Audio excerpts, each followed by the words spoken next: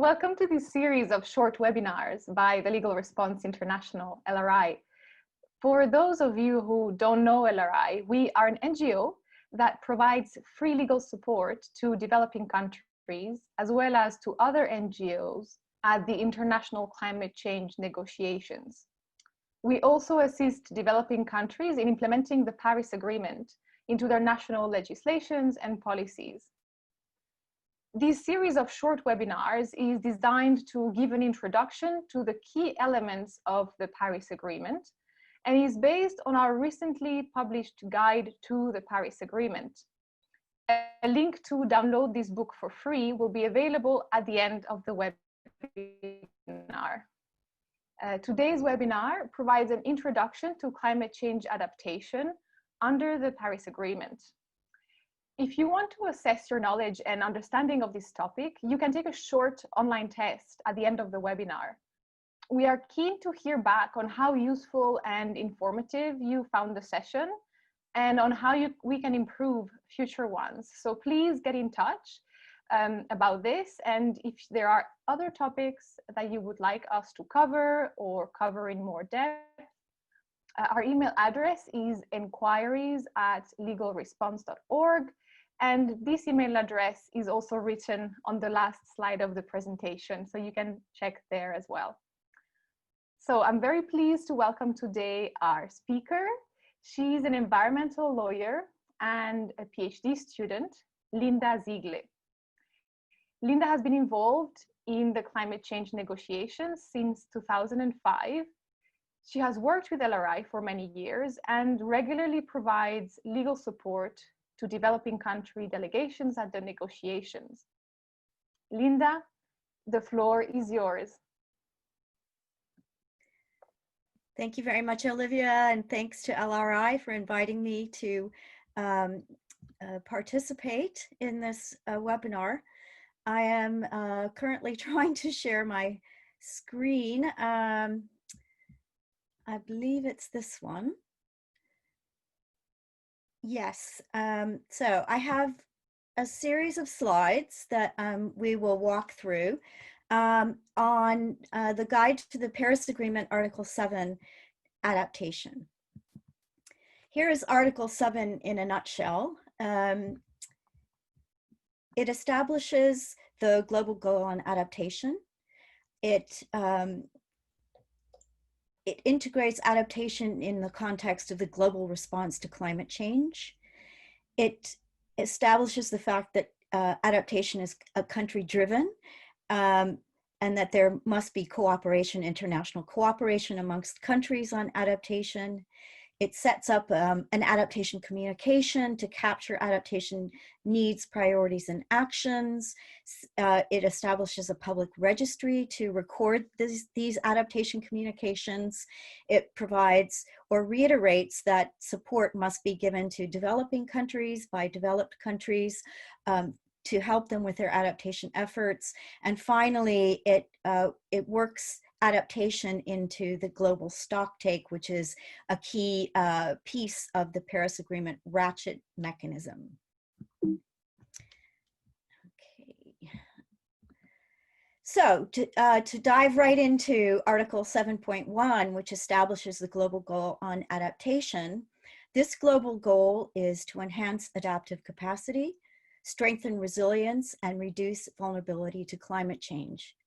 It was established to ensure an adequate adaptation response in the context of the global average temperature goal, which is referred to in Article 2 of the Paris Agreement. The average temperature goal is to keep global temperature at 2 degrees Celsius, an increase in global temperature at 2 degrees Celsius with an effort to keep it at 1.5. The global goal on adaptation is not quantified, and it is not expanded upon in other provisions of the Paris Agreement, nor in further elaborations of the Paris Agreement under the Katowice Climate Package. However, at the Madrid COP, which was in December 2019, the Adaptation Committee was requested to consider approaches to reviewing the overall progress made in achieving the global goal on adaptation and reflect this in its annual report for 2021, which is next year. Accordingly, at the first virtual meeting of the Adaptation Committee this year, the Adaptation has put this element into their current work plan. And they are also preparing a draft technical paper on information and methodologies for assessing progress on the global goal on adaptation, which should be available soon. So I think I skipped a slide. Yes. Adaptation in the context of the global response to climate change is described in several articles, sub-articles of Article 7, namely Article 7.2 to 7.4. And these articles establish that adaptation is a global challenge with multiple dimensions and is a key component of the long-term response to climate change. So adaptation is an integral part of addressing climate change going forward globally under the Paris Agreement. It singles out adaptation efforts of developing countries and that these adaptation efforts must be recognized.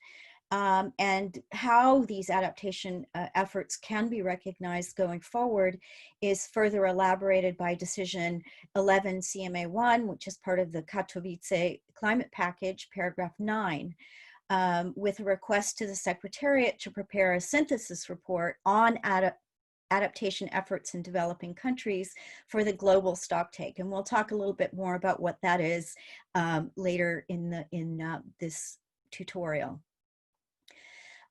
These paragraphs or sub-articles also recognize that greater adaptation needs may involve greater adaptation costs, and in particular in developing countries. And the Secretariat has been asked as a result to prepare a synthesis report every 2 years, starting this year, focusing on relevant lessons learned and good practices in developing countries on adaptation and adaptation efforts. So this flows into these articles of the Paris Agreement. Sort of the key fundamental grounding principles for adaptation can be found in Article 7.5. Article 7.5 provides, as I said, the grounding for the nature of adaptation action under the Paris Agreement and sets out some key principles. I think it's important and interesting to note that this article mirrors very closely the provisions found in a now 10-year-old decision from Cancun, Decision 1 CP16, where the Adaptation Committee was actually established, paragraph 12. So that the nature of adaptation under the convention and certainly now under the Paris Agreement are similar, if not almost the same. And the elements or principles underlying this country-driven nature of adaptation are, one, that it is country-driven, and this recognizes that adaptation is different in different countries, and that it's a matter of, for those countries to address the impacts of climate change or adapt to the impacts of climate change in their own way, under using their own policies and their own abilities. Adaptation must be gender responsive, participatory, and fully transparent. And it must take into consideration vulnerable groups, communities, and ecosystems. And this all flows into the country-driven aspect of adaptation, and that different countries have different situations and different priorities and needs. Adaptation actions should be based on best available science and traditional knowledge. Again, considering community aspects and the fact that adaptation and to adverse effects of climate change is certainly community based, and that adaptation policies and programs should be integrated into the overall national framework, socioeconomic and environmental framework of policies at the national level. Further to this Article 7.5, Decision 9 CMA1, which is also part of the Katowice climate package, reiterates that the adaptation communication, and we'll talk about what that is, should be country driven, and that Indigenous peoples' knowledge systems related to adaptation should be included as possible elements of this adaptation communication. So one of the tools to address developing country needs and priorities, the adaptation communication, has the elements or principles of Article 7.5 flowing through it. So international cooperation is a very important element of adaptation, in particular with the exchange of knowledge and support for developing countries in adapting to climate change. Articles 7.6 and 7.8 emphasize the importance of support for and international cooperation on adaptation efforts. Again, adaptation efforts, in particular, taking into account the needs of developing countries. Specific areas are outlined for strengthening this cooperation, and these are the sharing of information, good practices, experiences, and lessons learned, strengthening institutional arrangements for addressing or adapting to the adverse effects of climate change, strengthening scientific knowledge, including research, systematic observation, and early warning systems. Research, systematic observation is basically how you gather data on long-term data on climate change impacts. Assisting developing countries in identifying effective adaptation practices, needs, priorities, support available, and support is a term of art under the climate change regime. Support means finance, technological transfer, and capacity building. So the support available to developing countries, and also helping developing countries identify their own challenges and gaps. And finally, improving the effectiveness and durability of adaptation actions, and ensuring that actions taken in the short term have long-term positive effects on helping developing countries adapt to climate change.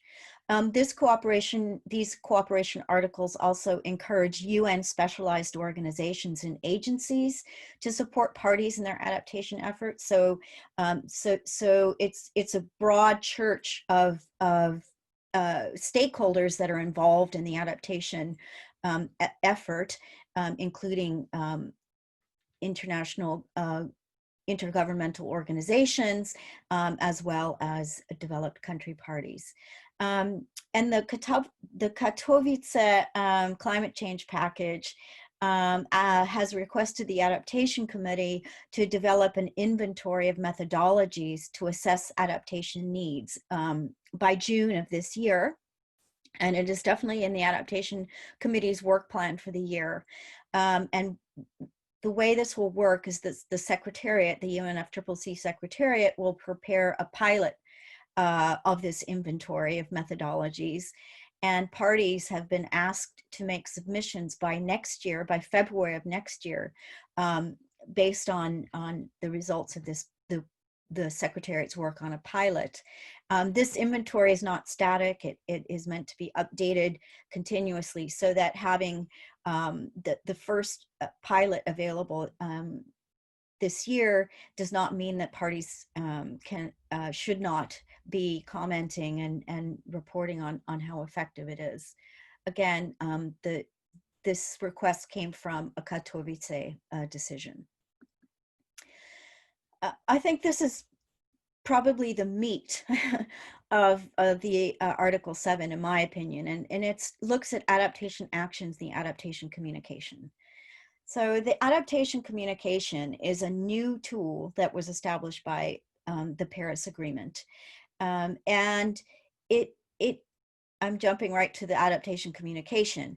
It asks parties to include their national priorities, information on support needs, their plans and actions on adaptation in a communication that may be submitted voluntarily and updated periodically. And this adaptation communication can be in many forms. It can be included as part of already existing adaptation communications or plans, which are published on the UNFCCC website. For example, the national adaptation plans that parties are supported to put together and implement. National communications, which are a communication tool that was established in 1992 by the convention process, or nationally determined contributions, which are part of how parties communicate their mitigation and adaptation efforts under the Paris Agreement. So a very, very broad set of different vehicles that can be used as an adaptation communication. In addition, in order to be able to put this adaptation communication together, parties are requested to engage in adaptation planning and implementation processes. And further guidance on this adaptation communication is provided by the Katowice Climate Package with a list of possible elements, and the Adaptation Committee itself is requested to provide additional guidance at the end of 2022 based on experience with parties' efforts around putting communications together, and parties to the Paris Agreement have been asked to review the guidance in 2025. In order to publicize this adaptation communication, a public registry for adaptation was established under Article 7.12, and the modalities and procedures for the operation and use of this registry are listed in a Katowice decision, part of the Katowice Climate Package, Decision 10 CMA1.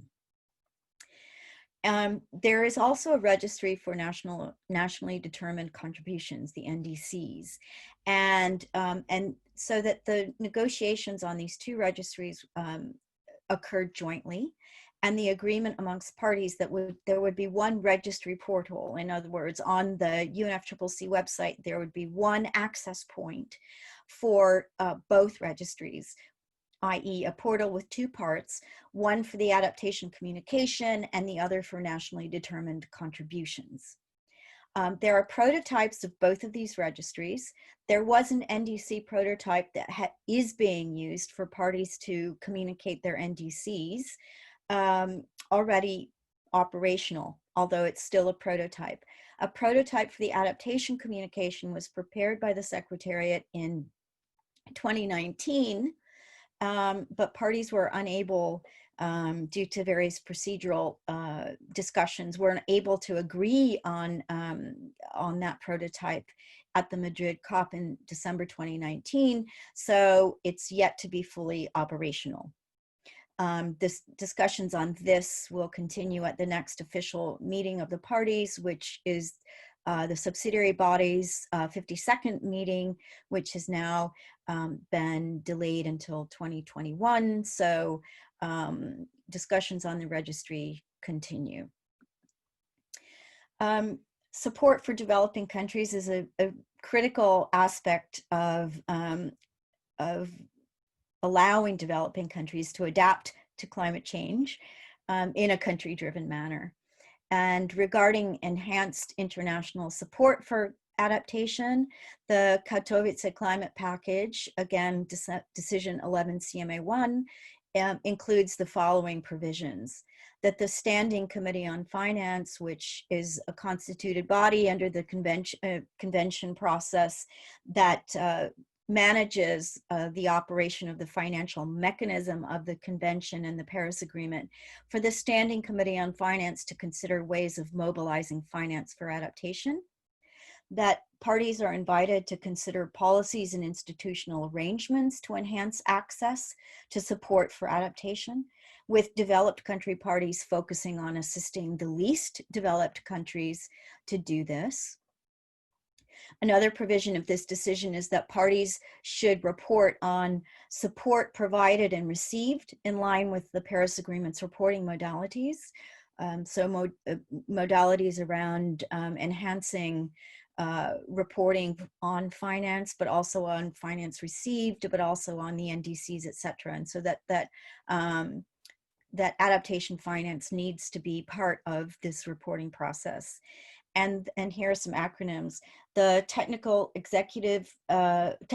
Executive Committee, the Climate Technology Center and Network, and the Paris Committee for Capacity Building are invited to enhance and facilitate the provision of support for adaptation in developing countries. So just to remind you that support under the convention process means finance, technology transfer, and capacity building. So those constituted bodies, in addition to the Standing Committee on Finance, those constituted bodies that deal with technology and with capacity buildings have also been invited to enhance and facilitate the provision of support for adaptation. Finally, and this is the final article subarticle of Article 7, which deals specifically with how adaptation will flow into or be integrated into the global stocktake. Just to remind you, the global stocktake is a 5-yearly process where parties sit back and look at how well they are doing in terms of meeting the Paris Agreement's goals, the temperature goal, the finance goal, and the goal on adaptation under Article 2 of the Paris Agreement.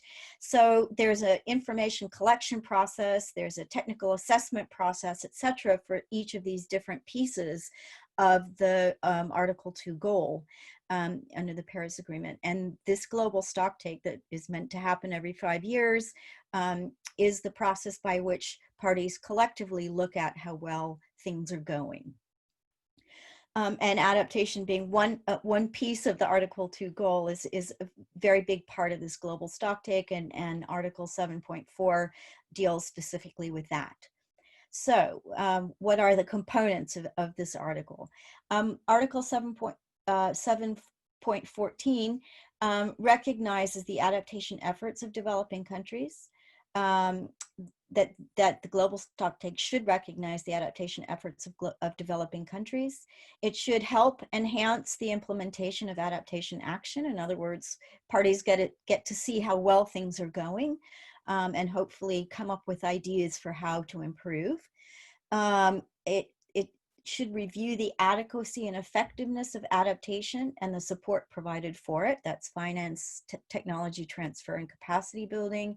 And review the overall progress in meeting the global goal on adaptation, which was established under Article 7.1, and on which the Adaptation Committee is working for determining how to actually do that assessment. So in order to help implement Article 7.14, the Katowice Climate Package and Decision 11 CMA1 invites parties choosing to submit an adaptation communication to do so in time to inform the global stocktake. And the first global stocktake is scheduled for 2023, but the information gathering process is meant to start earlier than that, possibly as soon as 2022.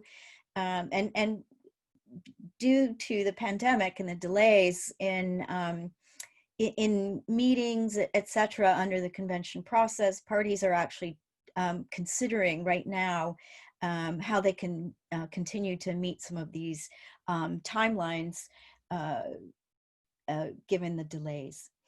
And finally, in Katowice Decision 19 CMA1, again, part of the Katowice Climate Package, which is specifically on the global stocktake itself, the Secretariat is requested to include an assessment of support needs for adaptation in developing countries in a synthesis report, so a collective assessment across all parties, drawing on relevant documentation available, including the new enhanced transparency framework, which is a new reporting framework under the Paris Agreement.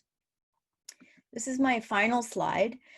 Considering that adaptation is meant to be country-driven, we wanted to look at, and the guide looks at national implications of the Article 7 and other articles, certainly under the Paris Agreement, for developing countries. And in particular, this is highly relevant for developing countries because adaptation and adaptation efforts are really directed to helping developing countries with the impacts or adapt to the impacts of climate change. So certain things that developing parties may wish to do in order to help implement Article 7 is to review and or develop laws, policies, plans, and programs in areas such as planning, building, coastal protection, disaster risk reduction, and food security, to consider adaptation priorities and needs, and certainly, in order to be able to communicate them through their adaptation communication to the wider public through the registry. Adaptation plans and implementation of them should aim to meet the standards set out in Article 7.5. And we looked at the elements or the principles underlying adaptation to the adverse effects of climate change. Certain of these elements include certainly the country-driven nature of adaptation, that adaptation should be gender responsive, it should be participatory, adaptation actions should be transparent, and that it should hit the community level and include aspects of traditional and indigenous knowledge. Developing countries should try to strengthen processes to assess climate change impacts and adaptation needs, and adaptation efforts in developing countries should be recorded, monitored, and evaluated to benefit from the financial and technical support that is and will be made available under the Paris Agreement, and to ensure that this information is captured in the global stocktake. And capturing this information in the global stocktake will help give all parties a sense of how well things are going in terms of efforts to adapt to the adverse impacts of climate change. That is the end of my slide presentation, and I would just like to alert you to where you can find the electronic version of the ECBI guide, which includes in more detail information on the content of this tutorial, and for you to be able to direct questions or inquiries to Legal Response International. Thank you very much, and thanks again to LRI for asking me to participate in this web tutorial today.